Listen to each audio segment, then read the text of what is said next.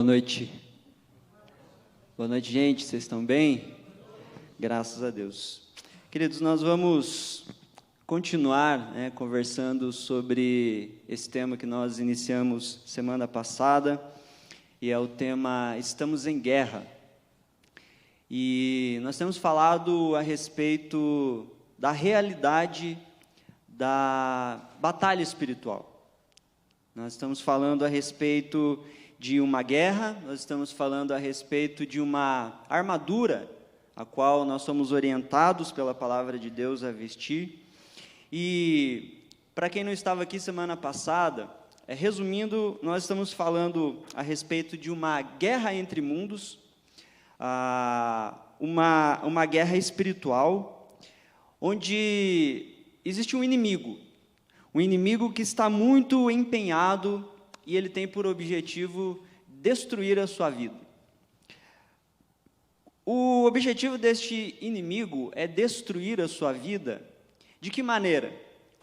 Às vezes as pessoas pensam assim, o inimigo está aqui para fazer a gente perder o emprego, ele está aqui para fazer a gente se machucar, ele está aqui para fazer uma série de coisas que vão subtrair alguns bens da gente. Mas ele está aqui para atrasar o salário, ele está aqui para fechar o sinaleiro quando a gente está vindo para a igreja. Tem um monte de pensamentos assim sobre possíveis ações do inimigo. Mas veja que o interesse do seu inimigo nessa batalha é destruir você, afastando você de Deus. Esse é o objetivo do inimigo. Então, ele quer afastar você do Senhor, ele quer minar a sua relação com Deus. Porque conseguindo fazer isso, ele já é vitorioso. E muitas vezes, queridos, esse inimigo, ele vai se valer das suas próprias fraquezas contra você. Talvez você não tenha percebido isso ainda. Porque quando a gente fala de batalha espiritual, de guerra espiritual, a gente já tem todo um imaginário. E a gente acha, então, que o inimigo, ele é de uma... Até inimigo, quando a gente fala assim, o diabo. Você já tem aí uma ideia de o que é um diabo. Provavelmente tem chifre, é vermelho, tem rabo, esse tipo de coisa, Mas esse inimigo, ele tem algumas artimanhas, algumas armadilhas. E muitas vezes está relacionado com a nossa própria fraqueza. Porque, veja bem, esse inimigo que nós estamos enfrentando, ele é mais inteligente do que você e eu. Esse inimigo é mais inteligente do que nós. Esse inimigo que nós estamos enfrentando é mais forte do que nós, é mais poderoso do que nós. Esse inimigo que nós estamos enfrentando, inclusive, ele conhece a gente. Ele sabe quem nós somos, ele sabe onde estão as nossas fraquezas, ele percebe os nossos hábitos, ele percebe aquilo que nós damos mais importância, ele percebe aquilo que nós mais gostamos.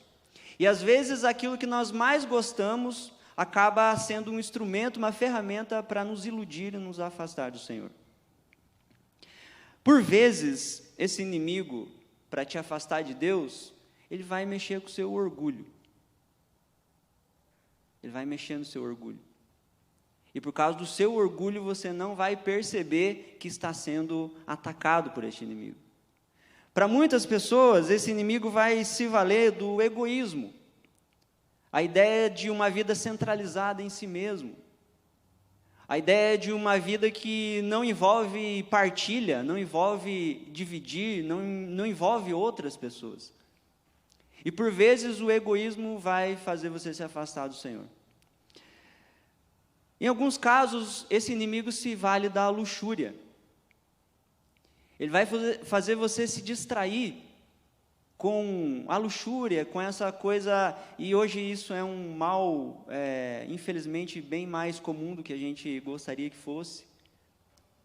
E a gente se ilude, as pessoas vão buscando satisfazer esses prazeres carnais, hedonistas, e eles não percebem que estão sendo afastados do Senhor. Para muitas pessoas, esse inimigo vai utilizar a preguiça. aquela ideia de que tudo é difícil, de que cultivar virtudes é difícil, de que orar é difícil, de que ter uma vida devocional é difícil, de que se submeter a Deus, a sua vontade é difícil, de que vir à igreja é difícil, de que fazer tudo o que é bom, aquilo que a gente leu no texto, tudo que é bom, tudo que é verdadeiro, tudo que é honesto, acaba se tornando muito oneroso, muito difícil. E a gente não percebe que, às vezes, essa é a artimanha do inimigo. É fazer você ficar paralisado. É fazer você, às vezes, não sair da igreja, não desistir de Deus, mas fazer você não progredir na vida cristã também. Esse inimigo, por vezes, ele vai utilizar a ira. Ele vai perceber que você é uma pessoa irada, que você é uma pessoa odiosa. E ele vai gerar situações para que esse ódio nunca cesse no seu coração. Para que você venha aderir a esse estilo de vida de ira. Você já viu pessoas que estão constantemente iradas, constantemente odiosas, constantemente maledicentes? Porque é isso que a ira faz. A ira, às vezes, ela não faz você matar alguém. Ela não faz você esbravejar. Ela não faz você, às vezes, gritar contra alguém. Mas ela gera esse estilo de vida de maledicência.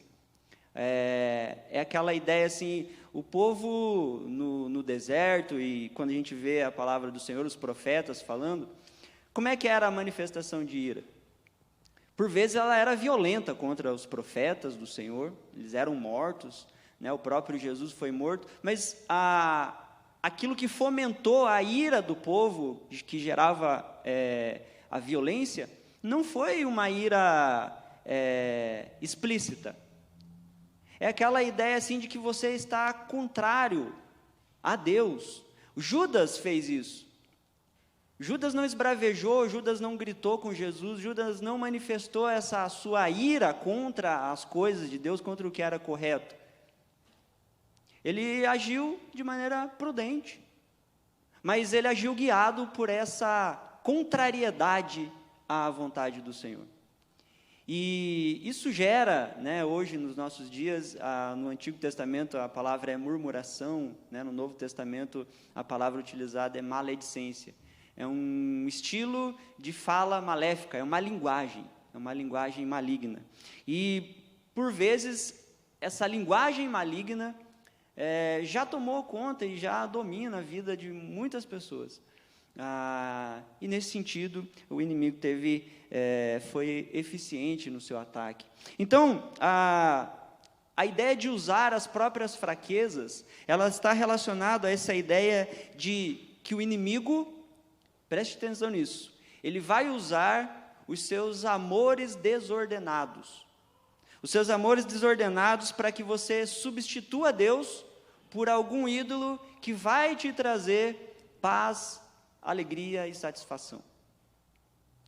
Essa é a ideia. O que dá prazer a você? O que te traz satisfação? E daí você fica pensando, olha, eu já sei o que é, mas ainda não alcancei. Porque, via de regra, a gente já pensa em coisas que estão faltando na nossa vida. E pode ser que essas coisas que estão faltando em nossa vida acabem sendo usadas por este inimigo para se tornar o nosso ídolo, o nosso alvo supremo da busca. E a gente deixa de lado o Senhor, que deve ser aquele em quem nós temos contentamento, independente do que aconteça em nossa vida. Bom, eu gostaria de dizer para você que você está ameaçado. Eu gostaria de dizer para você que, eu não sei se você já se deu conta, mas você, querendo ou não, você participa dessa batalha espiritual, dessa guerra espiritual. E não sou eu que estou falando, mas você tem consciência disso? Que existe um inimigo que ameaça a sua integridade, a sua relação com Deus e a sua relação com o próximo? Você tem consciência de que você está envolvido nesta guerra espiritual? Se a resposta for não, se você não se deu conta disso ainda, você está num ambiente bem perigoso. Não há nada tão perigoso quanto a gente desconsiderar um inimigo que é tão voraz e que é tão maligno como Satanás. Mas, se a resposta for sim, se você já sabe que está ameaçado, se você sabe que está diante de uma batalha, de uma guerra espiritual, a grande pergunta que a gente precisa responder, então, é: como eu posso me preparar para essa guerra? Como eu posso estar preparado, então, para enfrentar este inimigo? Aliás, quem é este inimigo? E o que eu devo fazer para sair vitorioso dessa batalha? E aí, o texto, eu convido você a abrir novamente, Efésios capítulo 6, dos versos 10 ao 18. Você pode acompanhar na sua Bíblia, talvez vai passar aqui na tela também, Efésios 6, do 10 ao 18. Eu quero ler numa versão diferente aqui, que eu acredito que ela é um pouco mais fácil de entender, considerando que nós temos alguns visitantes e as palavras aqui são mais compreensíveis. Efésios 6, do 10 ao 18, diz assim: uma palavra final: sejam fortes no Senhor e em seu grande poder. Vistam toda a armadura de Deus para que possam permanecer firmes contra as estratégias do diabo. Pois nós não lutamos contra inimigos de carne e sangue, mas contra governantes e autoridades do mundo invisível, contra grandes poderes neste mundo de trevas e contra espíritos malignos nas esferas celestiais. Portanto, vistam toda a armadura de Deus, para que possam resistir ao inimigo no tempo do mal. Então, depois da batalha, vocês continuarão de pé e firmes. Assim, mantenham sua posição colocando o cinto da verdade e a couraça da justiça. Como calçados, usem a paz das boas novas para que estejam inteiramente preparados. Em todas as situações, levantem o escudo da fé para deter as flechas de fogo do maligno. Usem a salvação como capacete e empunhem a espada do Espírito, que é a palavra de Deus. Orem no Espírito em todos os momentos e ocasiões, permaneçam atentos e sejam persistentes em suas orações por todo o povo santo. Pronto. Não sou eu que estou falando, é a palavra de Deus que está nos dizendo que existe uma guerra, que existe uma batalha. E quando a gente olha assim, semana passada nós falamos sobre as guerras que existem, né? Os vários tipos de guerras, de batalhas que nós enfrentamos, que a gente vê acontecendo no mundo. O mundo está em guerra em muitos sentidos, e a gente já falou sobre isso. Mas a batalha que é mais importante, a batalha determinante para a nossa vitória ou derrota, é a batalha espiritual. Agora, sobre essa questão da batalha espiritual, eu sei que é um tema um tanto quanto sensível e talvez até polêmico, dependendo do ponto de vista que a gente olha. Por que falar sobre batalha espiritual é polêmico? Por que é um tema sensível?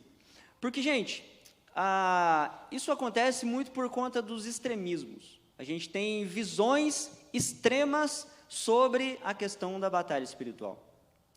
Então, por exemplo, por um lado, existem pessoas que negam totalmente a realidade da batalha espiritual. Então, existem pessoas que falam: não, isso aí, em nome de Jesus, está tudo resolvido, a gente o Satanás está morto, talvez nem exista diabo, talvez nem exista um reino das trevas, talvez nem exista esse enfrentamento. E eu não estou brincando, estou falando até em ambientes, em círculos acadêmicos, teológicos, existem linhas que falam, que negam a existência de Satanás, negam esse reino espiritual, esse inimigo que nós acabamos de ler aqui nas Escrituras. Então, o que acontece, gente? Se você ignora a realidade espiritual, provavelmente isso já significa que você sofreu um golpe do inimigo. Por quê? Porque vocês já viram aquelas cenas, eu não sei se vocês gostam de assistir lá o Animal Planet, esse tipo de programas lá de animais caçando, vocês já viram? leão caçando, é muito bacana de ver, né, as estratégias ali e tal. Pensa aí num leão que vê um antílope, e ele está com fome, o objetivo dele é devorar aquele antílope, ele quer devorar, é uma presa. Como é que o leão faz, gente? Ele vem correndo, fazendo barulho, vem avisando aquele antílope que ele está chegando? É assim que ele faz? Ele se vale de uma estratégia. Qual que é a estratégia principal de um predador? Chegar até a vítima despercebido. Porque ele vai empenhar a sua força máxima para o golpe fatal. A ideia de um leão é que ele vem ali, até o jeitinho que ele vai andando no meio do mato ali, ele já vem de um jeito para que o único trabalho dele seja voar no pescoço daquele animal. E aí pronto, acabou. Por quê? Porque o leão é mais forte, porque o leão é mais inteligente, porque ele já conhece, ele sabe como é que funcionam as gazelas, então ele sabe o jeito que ele faz para distrair, e ela nem vai percebendo. E quando ela percebe que o inimigo vai atacar, ele já está perto demais. Bom, essa é a ideia de alguém que ignora a batalha espiritual. É alguém que está vivendo a vida, uma gazela, né? Um antílope, despercebido. E a ideia de Satanás, diferente daquilo que a gente imagina, não é fazer estardalhaço, não é se manifestar, não é fazer as pessoas cair no chão, enfim, todo aquele processo de possessão que a gente já viu. Esse não é o interesse principal do inimigo. A ideia principal dele é assim, ele te destrói, ele te ataca, sem você nem perceber que isso aconteceu. E como é que aí essa é a ideia, alguém que ignora completamente a batalha espiritual é uma presa fácil, é isso que eu quero dizer.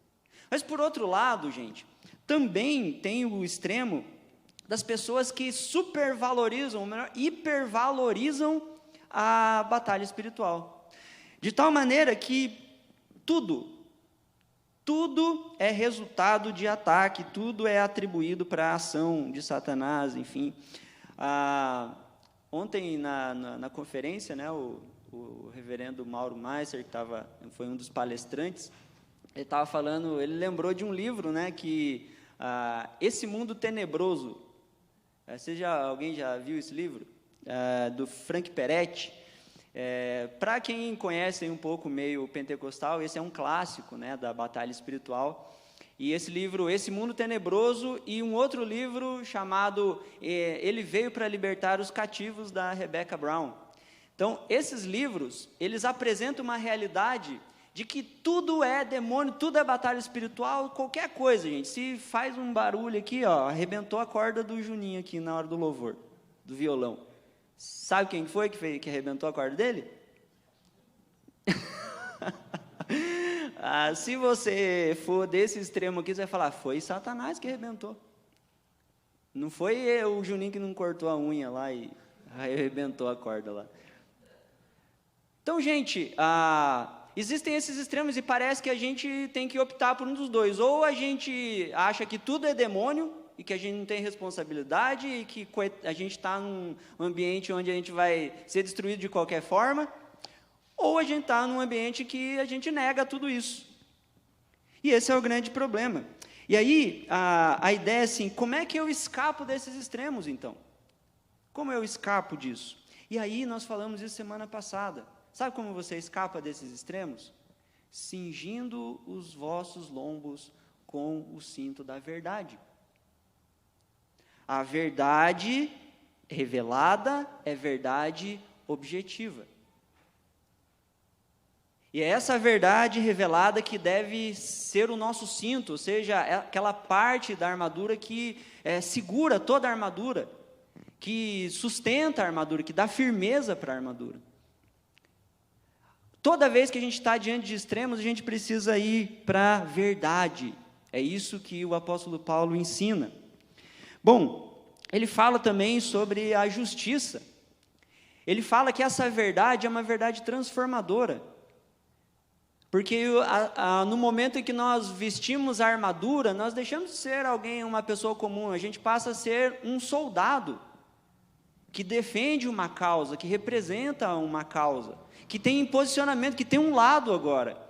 Você é soldado que luta do lado de quem? Você se vestiu de soldado para quê? Não é uma fantasia cristã, você está se tornando um soldado que vai batalhar. E aí você é transformado, ou seja, essa ideia da transformação é a ideia de que você não age com base na sua justiça, até porque a sua justiça é fraca demais, você precisa de uma couraça da justiça, e essa couraça da justiça é a justiça de Cristo. E é a couraça da justiça de Cristo que vai proteger você, os seus órgãos vitais, dos ataques e dos dardos inflamados do maligno.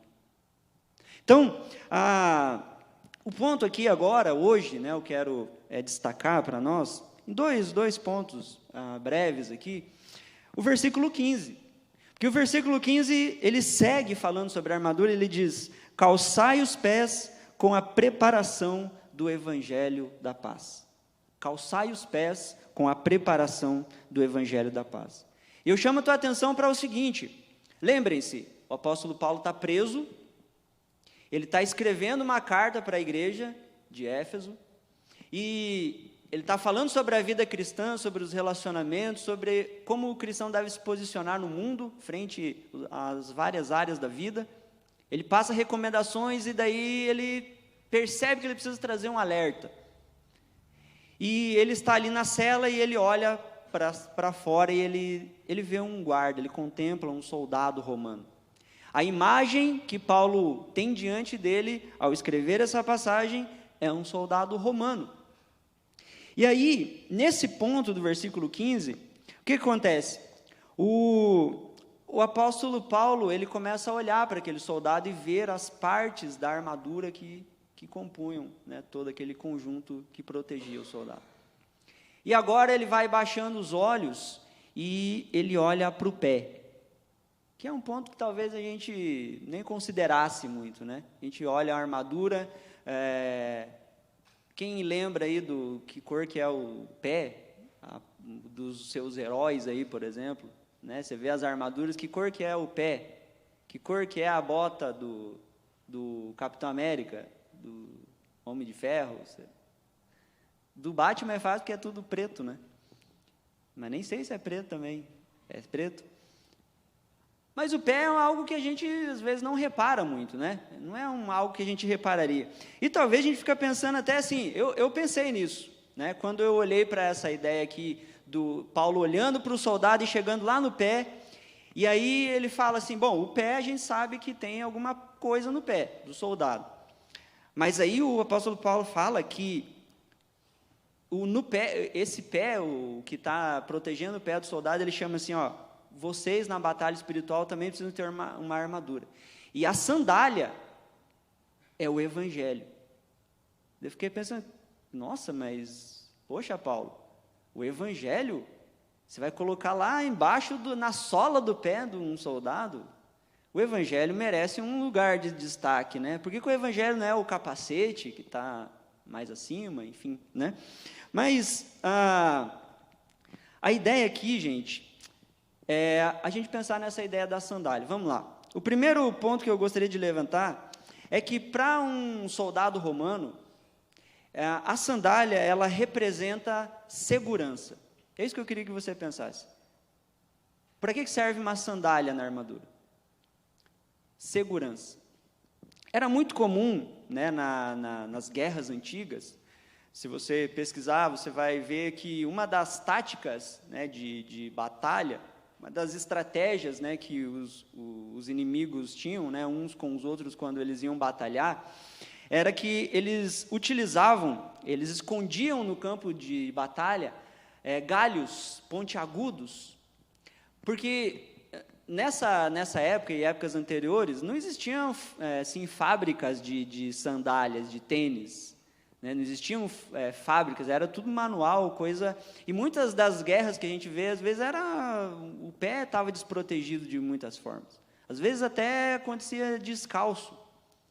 E a ideia era que, assim, quando você corria, né, para a batalha, a ideia era que esses galhos pontiagudos, escondidos no chão, perfurassem o pé. E era muito comum, se o pé não está protegido, esse galho atravessaria o seu pé.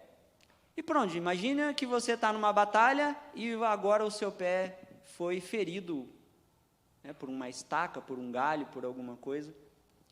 Acabou a batalha para você. E essa era uma tática para enfraquecer e para diminuir o número, né, dos oponentes. Então, essa ideia que a gente precisa ter em mente aqui quando a gente está falando. Numa batalha, era muito importante que os pés estivessem bem protegidos, porque os pés, o que você usava nos pés, traria e representaria segurança. E a grande pergunta é, o apóstolo Paulo fala que essa sandália que traz segurança para o pé é o Evangelho. Como que o Evangelho nos protege? Como que o Evangelho protege os nossos pés? Bom, o Evangelho, em primeiro lugar, o Evangelho é a mensagem que nos lembra, queridos, que nós não estamos mais em guerra com Deus. Já parou para pensar nisso? Nós estamos falando de uma batalha e nós estamos falando que a base, aquilo que protege o nosso pé, essa ideia de que a mensagem do Evangelho diz: você agora está em paz com Deus, porque você agora está no exército de Deus, você é um soldado de Deus. Isso nos remete à ideia de que nós éramos inimigos de Deus, a nossa guerra era contra o próprio Deus.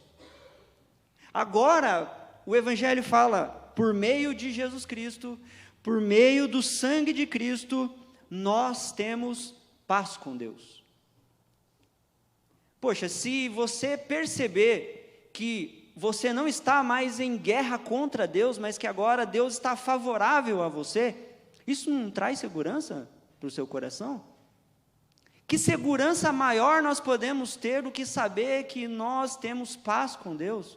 De que Deus está do nosso lado, e de que nós estamos do lado de Deus nessa batalha. Mas o Evangelho também nos diz que a misericórdia do Senhor nos alcançou. Nós fomos perdoados, e agora nós somos amados. Mas não é amados de qualquer jeito, nós, em Cristo, somos amados com o mesmo amor que o Pai amou o Filho. O mesmo amor que Deus amou o Filho, agora Ele ama você também. Isso resolve uma série de problemas em nossa vida, porque, queridos, todo mundo aqui vai concordar que não existe nada que possa nos dar mais segurança do que sabemos que somos amados. A gente consegue passar por qualquer terreno, a gente consegue passar por qualquer dificuldade, se a gente souber que nós somos amados. E é exatamente isso que o Evangelho nos lembra, e é por isso que ele é essa sandália, é por isso que ele nos protege, ele protege os nossos pés, ele não deixa que a gente seja ferido e perca a batalha, de pronto. Ele nos ajuda a perceber, né, o valor do amor de Deus, porque nada pode nos dar mais segurança nessa batalha do que saber que Deus nos ama e Ele está do nosso lado. E mais do que isso, nós vestimos essa armadura, mas essa armadura, conforme o texto, não é nossa, é a armadura de Deus. E aí o apóstolo Paulo fala, olha, e vocês vão ser fortalecidos na força do Senhor. Então, a armadura é o Senhor que nos concede, a força é o Senhor que nos concede. O que nós precisamos fazer é vestir essa armadura e ficar esperto, ficar atento. Perceber agora, ter discernimento sobre os tipos de estratégia do inimigo. Mas a gente pode ficar confiante, porque nesse solo, por mais que hajam estacas, por mais que hajam galhos pontiagudos, prontos, preparados para te ferir, a gente está protegido pelo Evangelho. E se isso for verdade, queridos, se isso que eu acabei de falar é verdade, então nós podemos ter paz, paz verdadeira, a paz que excede todo o entendimento. O amor de Deus faz isso, porque nós já falamos em outras oportunidades, todas as pessoas vivem e elas buscam, no final das contas, serem amados. Todo mundo quer ser amado aqui. Quem aqui não deseja ser amado de jeito nenhum, levanta a mão. Viu? Estou certo. Todos nós queremos ser amados. Só que sabe qual que é o problema? A gente começa a buscar ser amado em um monte de lugares diferentes. A gente busca ser amado por pessoas, a gente busca ter a aprovação e o amor das pessoas. A gente busca ter o amor e a aprovação em status, em posições, em lugares, em coisas, em posses. Só que todas essas coisas podem oferecer um certo tipo de compensação, mas a gente sabe no fundo que nenhum desses tipos de amor são perfeitos. As pessoas não amam perfeitamente. Isso é desafiador para nós. Porque no final das contas, por mais que você saiba que os seus pais amem você, você também sabe que o amor deles não é perfeito. Por mais que você saiba que os seus filhos amam você, você sabe que o amor dos seus filhos não é perfeito. Eles não amam você perfeitamente. Você procura o amor em várias pessoas e várias relações, e elas podem amar você, mas o amor delas é imperfeito. E isso deixa uma brecha aberta no coração. Nós precisamos de um amor que seja perfeito. E o Evangelho nos fala isso. O Evangelho fala assim, você busca amor em um monte de coisa, mas perceba que Deus é perfeito. E o amor dele por nós é perfeito também. Se você já recebeu um amor que é perfeito em Deus, você está procurando amor em outro lugar, por quê? Essa é a sandália que traz segurança para o nosso caminhar. O Evangelho põe os seus pés nessa segurança e você pode pisar em qualquer tipo de terreno com essa certeza. Deus ama você. Deus nos ama. Deus ama os seus filhos de maneira perfeita. Ponto 2.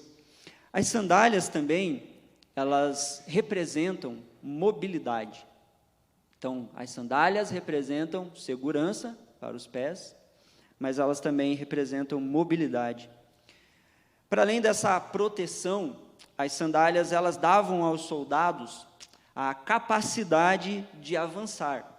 E de avançar, por vezes, sobre terrenos, solos, que eram...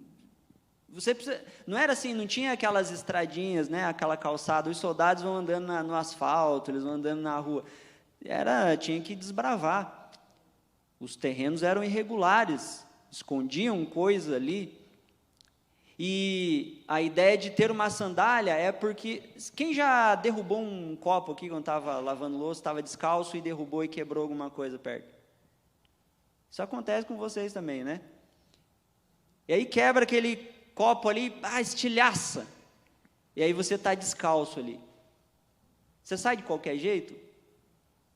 Às vezes você nem sai, né? Você fica parado esperando, gritando para alguém vir te ajudar. Ou, né, você está ali e a tua mãe já grita lá da esquina, ela nem chegou em casa, já grita, não se mexe, fica quieto aí. Aí vem, varre, passa pano e você fica ali descalço, parado. Porque você não sabe o que tem, onde que tem um caco ali, você está descalço, se você pisar. Então, agora, se você está com calçado os seus pés, você vai pisando e o calçado, ele... né, impede que o caco perfure o seu pé. Então, e você pode avançar, você pode sair do lugar. Essa é a ideia, então, das sandálias, né? Os soldados, por vezes, tinham que andar sobre terrenos irregulares, difíceis, mas com as sandálias eles conseguiam avançar. E uma coisa que eu pensei aqui sobre a questão da mobilidade, é que, assim, a ideia da mobilidade, ela tem muito a ver com não apenas você saber que tipo de calçado você está vestindo, mas também que tipo de trilha, de caminho que você vai percorrer. Então, por exemplo, as mulheres aqui, vocês são convidadas para fazer uma trilha. Vocês vão escolher um salto alto para fazer isso?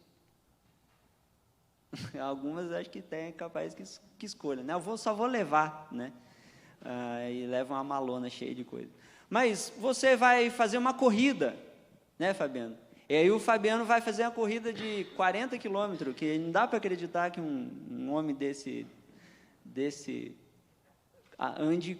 corra, né, 40 quilômetros. Isso é impossível, não sei como é que você fez. Aí ele vai lá e fala, bom, eu vou correr 40 quilômetros, vou pegar esse chinelão aqui, esse Havaianas aqui, que vai dar boa, né? Então, gente, você vai para a praia, você não vai com uma galocha lá, uma botina. Cada lugar que você vai andar, ele também indica que tipo de calçado você vai colocar, não é verdade? Bom, a ideia aqui é que o Evangelho, ele é o calçado adequado para a gente andar neste caminho que é o que a gente chama de propósito de Deus.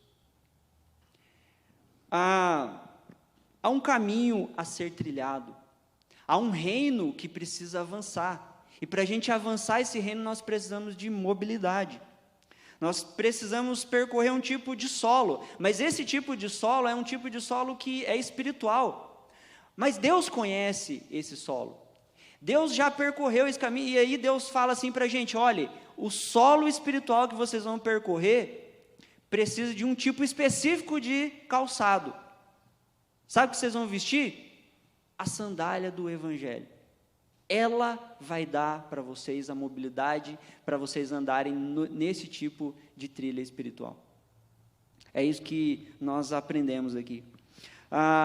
Calçar o Evangelho faz a gente lembrar disso, que nós somos testemunhas. Sabe uma passagem de Atos, capítulo 1, versículo 8, é um texto bem conhecido e fala que o Espírito Santo descerá sobre vós e vocês vão receber poder para fazer o quê? Para ficar parados? Não, para serem testemunhas. Mas serem testemunhas, onde vocês estão? Parados? Não, para ser testemunhas em Jerusalém, na Judéia, Samaria e até os confins da terra. A igreja foi chamada para se movimentar.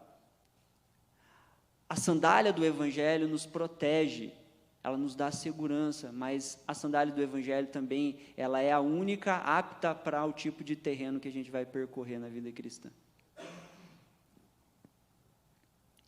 Calçar o Evangelho nos faz pensar que, ao sairmos daqui, a gente vai voltar para casa, a gente vai voltar para a nossa vida, a gente vai voltar para as nossas atividades, a gente vai voltar para a nossa rotina, a gente vai voltar para o nosso trabalho.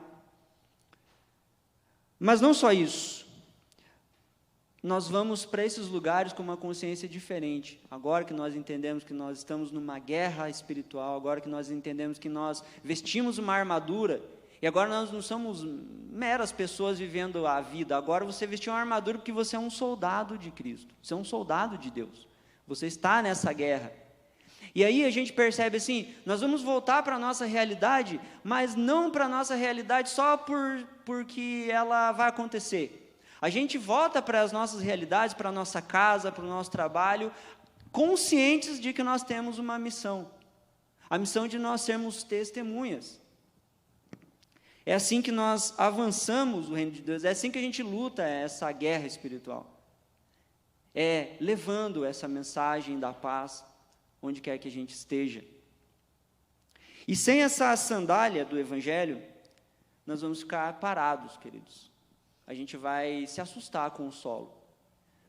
Sabe o que vai acontecer? A nossa vida cristã, se a gente não tiver calçado com o Evangelho, a gente vai começar a falar assim, puxa, a vida é difícil, tem coisas aqui que vão me machucar.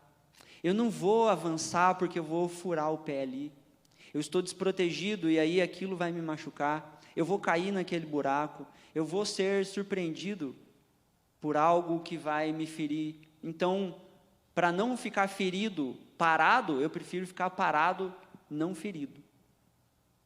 E aí acontece aquela estagnação espiritual. A gente tem um caminho para percorrer, mas como nós não estamos calçados, a gente começa a se assustar com os galhos pontiagudos que a vida nos oferece.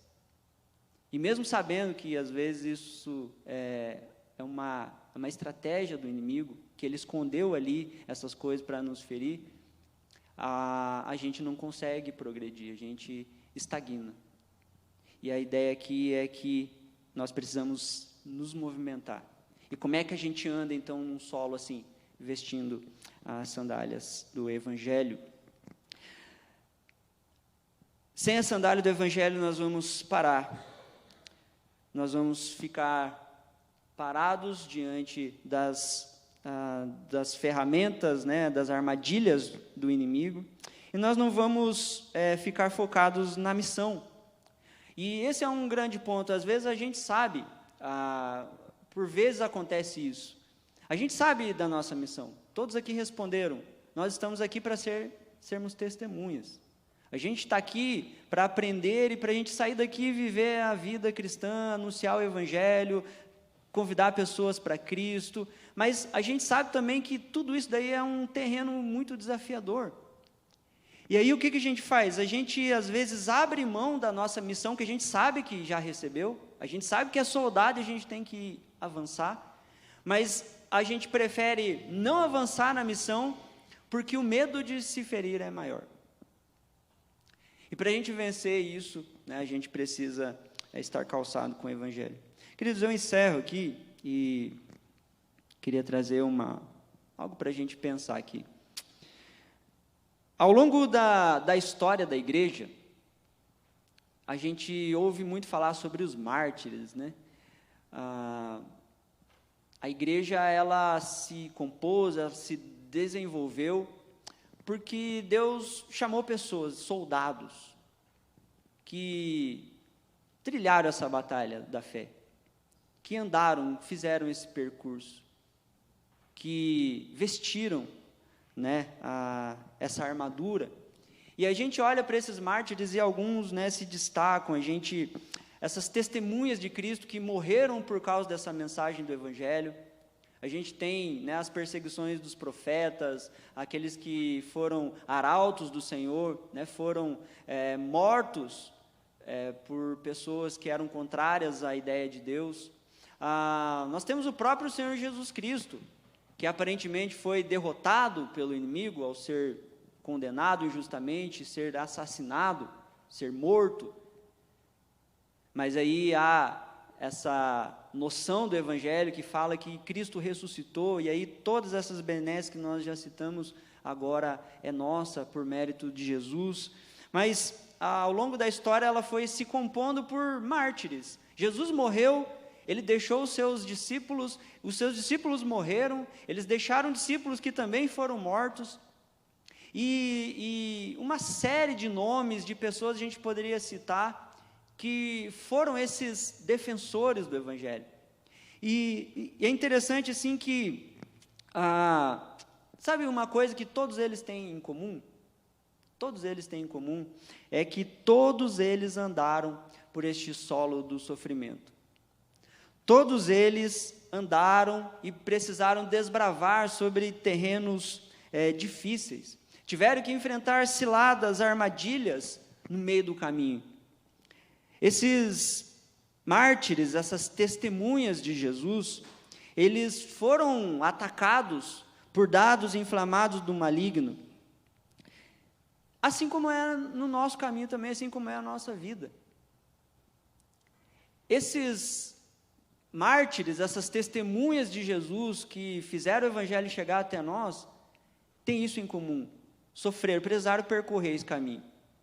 Esse mesmo caminho que talvez você está trilhando, talvez você está falando assim, puxa, que difícil, está cada vez mais difícil de andar com Jesus, está cada vez mais difícil, talvez, será que tem como deixar de ser esse soldado? Será que tem como deixar para lá essa batalha espiritual? Não tem, queridos, esse é um caminho que todos nós temos em comum. Mas quer saber o que mais essas testemunhas de Jesus, esses mártires tinham em comum? Todos eles estavam com os pés calçados no Evangelho.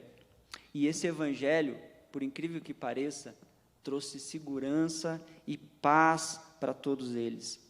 Esse Evangelho da paz concedeu a todos eles a mobilidade necessária para eles seguirem e completarem a carreira que havia sido proposta para eles. Você é um soldado de Jesus? Você está consciente da batalha espiritual? Você prefere ignorar isso? Você prefere ficar estagnado, como um antílope esperando o ataque feroz do inimigo? Ou você prefere entender que há uma armadura que você precisa vestir para que você então consiga percorrer esse caminho, para que você tenha segurança e mobilidade na sua vida cristã? É isso que essa palavra de hoje, né, traz para o nosso coração. Você recebeu uma missão do Senhor e você precisa completar ela. E só será possível completar a missão que o Senhor te deu se você também calçar a sandália do Evangelho da paz. Meu convite, queridos, é que eu não sei que tipo de sandália, que tipo de calçado você está usando. Eu não sei se você está descalço, se você está usando algum tipo de sapato que não é adequado para a caminhada cristã. Talvez nem você saiba qual tipo de calçado você está vestindo. Eu não sei se você sabe por qual caminho você está seguindo. Talvez você não sabe o seu calçado e nem o tipo de solo, o tipo de caminho que você precisa trilhar. Mas meu convite é, joga fora esse calçado, queridos. Hoje nós estamos sendo informados de que existe um calçado específico, que é o Evangelho da paz. Se dedique a conhecer o Senhor. Se dedique a aprender sobre o Evangelho. Esse é o sapato que você precisa colocar.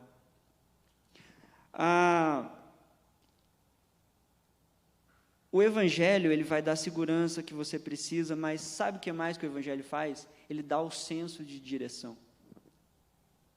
Quando você coloca o Evangelho, você sabe que ele é adequado para andar nessa trilha. E essa trilha é o Senhor que coloca você. Esse solo é o Senhor que coloca você.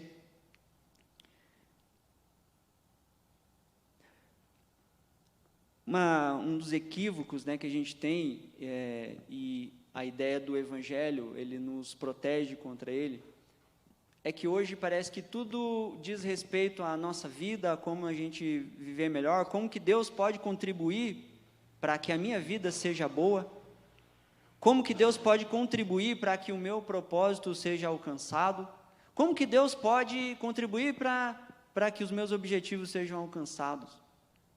Mas o Evangelho da paz vai nos ensinar de que a existência não é sobre você, não é sobre mim. Nós existimos e o propósito da nossa vida não é sobre a nossa vida, é sobre a vida de Cristo agora em nós. E o caminho, o propósito não é os nossos objetivos, mas é a missão que Deus nos deu. E isso muda tudo. Como eu tenho sucesso, como eu atinjo o sucesso, como eu cumpro o propósito, como eu atinjo o propósito, entendendo que agora não é sobre a sua vida. Se você entregou a sua vida ao Senhor, se você é um soldado de Cristo, a vida de Cristo está em você e é essa vida que importa você viver.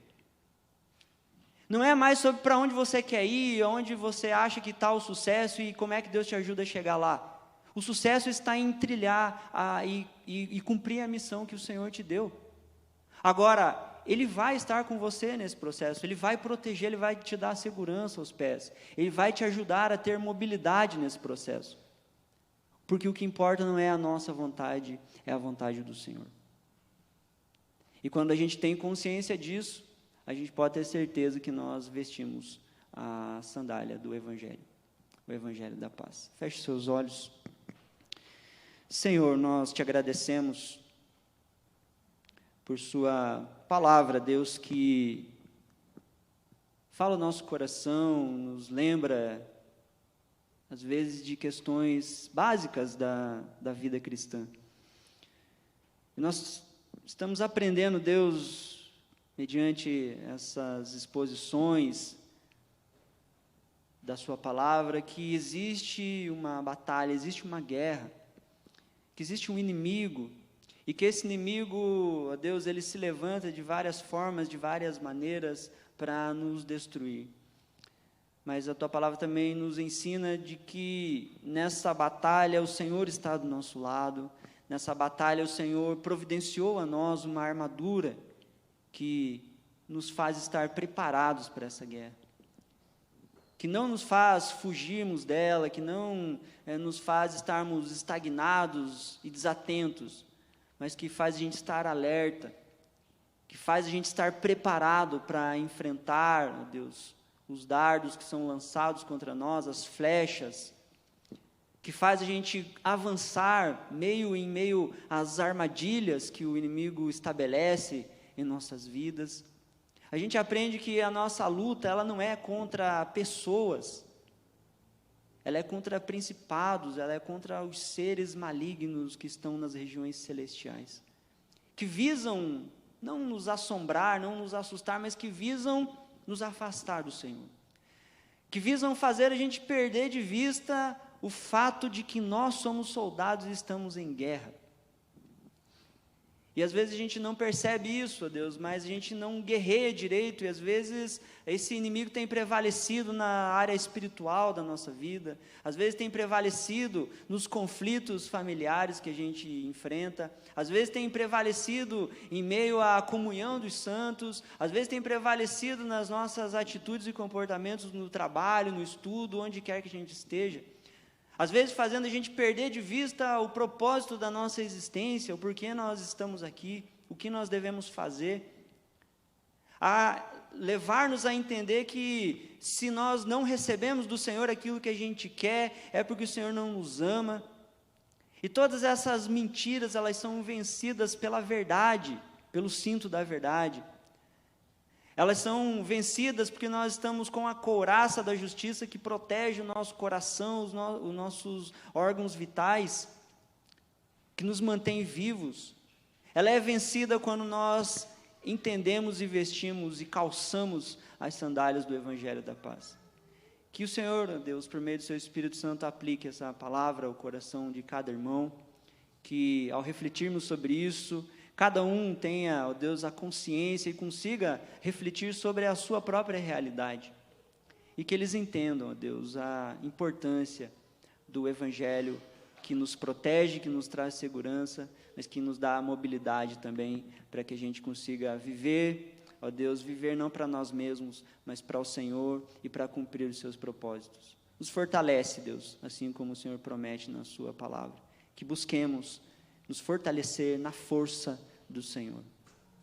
E essa força, esse fortalecimento vem com a oração constante, como o apóstolo Paulo encerra o texto bíblico.